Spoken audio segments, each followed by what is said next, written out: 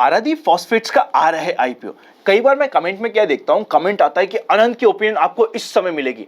उन सभी को जो सिर्फ और सिर्फ मेरी ओपिनियन जानने के लिए आए हैं, मैं फ्री कर देता हूं आज के इस वीडियो में।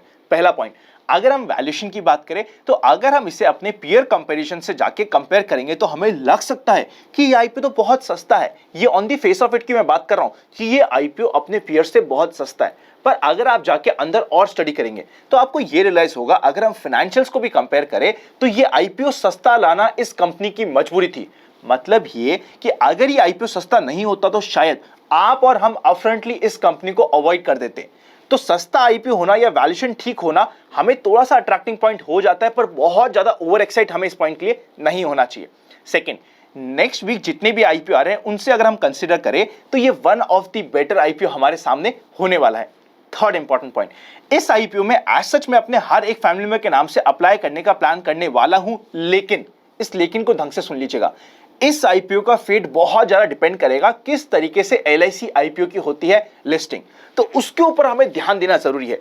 अगर लिस्टिंग में बहुत ज्यादा ऊपर नीचे हो जाता है, देखिए ऊपर नीचे का मेरा मतलब है कि रिटेल का जो डिस्काउंट आया है उसके नीचे की भी बाय चांस गलती से भी लिस्टिंग हो जाती है एलआईसी की, तो अननेसेसरी ये आईपीओ भी थोड़ा प्रेशर में आ सकता है और हमें अपने डिसीजन को वापस से रिव्यू करना पड़ेगा। आई होप मैंने आपकी बेसिक ओपिनियन आपके लिए बिल्कुल क्लियर कर दी। अब अगर आप जानना चाहते हैं कि हमें किस लॉट के अप्लाई करने पे क्या फायदा होगा, कंपनी के फाइनेंशियल्स क्या है, बेसिक्स क्या है, कंपनी क्या करती है, इंपॉर्टेंट डेट्स क्या है और भी सारे इंपॉर्टेंट डिटेल्स जैसे कि कौन सी कैटेगरी में अप्लाई करने के लिए कितना अलॉटमेंट के लिए हमें अप्लाई करना पड़ेगा, ऐसे सारे इनसाइट जानने की इच्छा है तो इस वीडियो को एंड तक देखना मत भूलिएगा। चलिए शुरू करते हैं।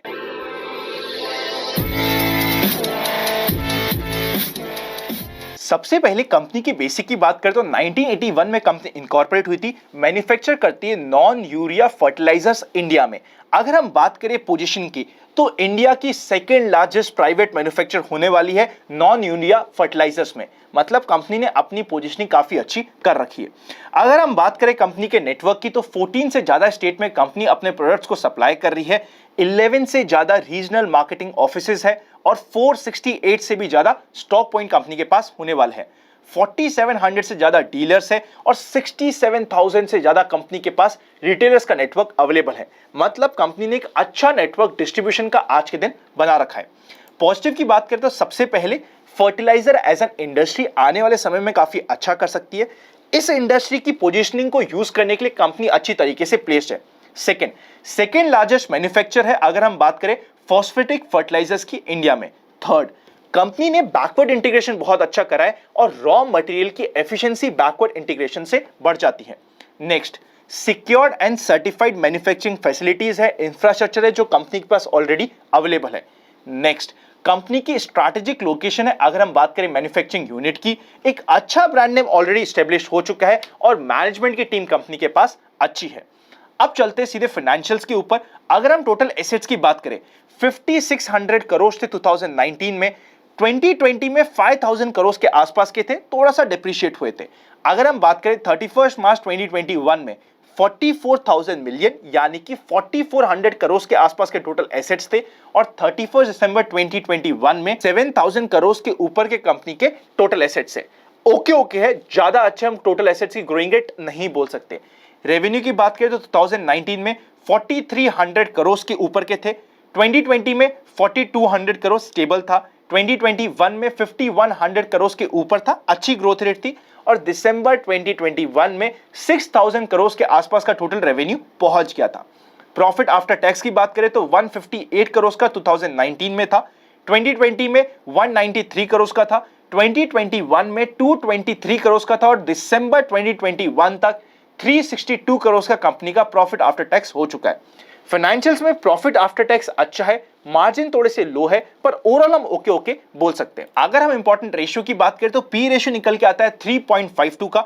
रिटर्न ऑन नेटवर्थ आता है 11.91% का। अगर हम पी रेशियो रीसेंट 9 महीने के बेसिस पे डिफाइन करें तो 7.07 के आसपास का है।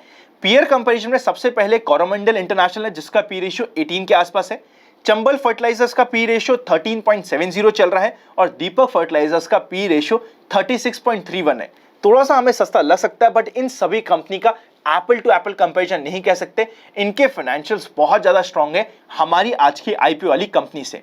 अगर हम ऑब्जेक्ट ऑफ इश्यू की बात करें तो सबसे पहले रिपेमेंट और प्रीपेमेंट करना है कुछ बोरिंग्स का, जनरल कॉर्पोरेट पर्पसेस है, और पार्ट फाइनेंसिंग ये करवाना चाहते हैं अपनी नई फैसिलिटी जो ये गोवा में लाना चाह रहे हैं। इंपॉर्टेंट डेट्स की बात करें तो ओपन होगा 17th ऑफ मई को, क्लोज होगा 19th ऑफ मई को, अलॉटमेंट डिसाइड होता है 24th ऑफ मई को और रिफंड स्टार्ट होगा 25th ऑफ मई से। शेयर्स क्रेडिट होंगे 26th ऑफ मई को और शेयर्स लिस्ट हो जाएगा for trading 27th of May को। मिनिमम लॉट साइज है 350 शेयर्स का और 14,700 रुपीज का एक लॉट होने वाला है। रिटेल कैटेगरी में एक लॉट ही सफिशिएंट हो जाएगा। टोटल आईपीओ का साइज 1501 करोड़ के आसपास का है। 1004 करोड़ का फ्रेश इशू है और ऑफर फॉर सेल होने वाला है 497 करोड़ के आसपास का।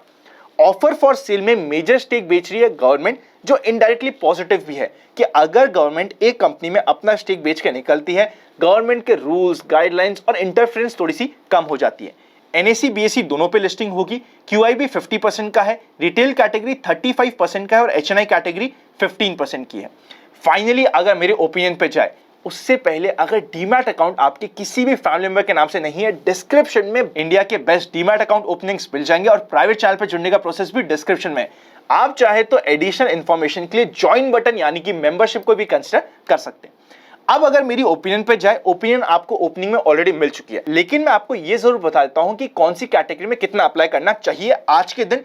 कंप्लीट इंफॉर्मेशन जो हमारे पास आज के दिन है, रिटेल कैटेगरी में अगर हमें अप्लाई करना है तो एक लॉट के लिए अप्लाई करना चाहिए, उससे ज्यादा की इसमें अप्लाई करने की जरूरत नहीं है क्योंकि ओवर सब्सक्राइब हो जाएगा।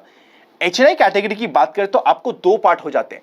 पहला एचएनआई कैटेगरी होता है 2 लाख से लेकर 10 लाख का। अगर आप इस एचएनआई कैटेगरी का, जो एचएनआई की टोटल कैटेगरी का 1/3 पार्ट होने वाला है, वहां पे अप्लाई करना है तो 2 लाख से जस्ट ऊपर की एप्लीकेशन हमें अप्लाई करनी है। और अगर आपको 10 लाख के ऊपर की एप्लीकेशन, अगर आपके सेविंग बैंक अकाउंट में पैसा पड़ा है, अगर ये आईपीओ से पहले एलआईसी का आईपीओ अच्छा हो जाता है और अगर हम एचएनआई कैटेगरी में एक अच्छा अलॉटमेंट चाहते हैं तो रफली 10 लाख के ऊपर की, देखिए ज्यादा ऊपर नहीं जाना, 10 लाख एंड फ्यू थाउजेंड की एप्लीकेशन हम अप्लाई करके एचएनआई कैटेगरी का पार्ट बन सकते हैं। मेरा फाइनल डिसीजन आपको फर्स्ट डे पे पता चल जाएगा। मैं सिर्फ इतना सा देखना चाहता हूं एलआईसी की लिस्टिंग के रिलेटेड डिटेल्स। ओवरऑल आईपीओ अच्छा है, पर ये नेगेटिव तो हमें ध्यान में रखना पड़ेगा।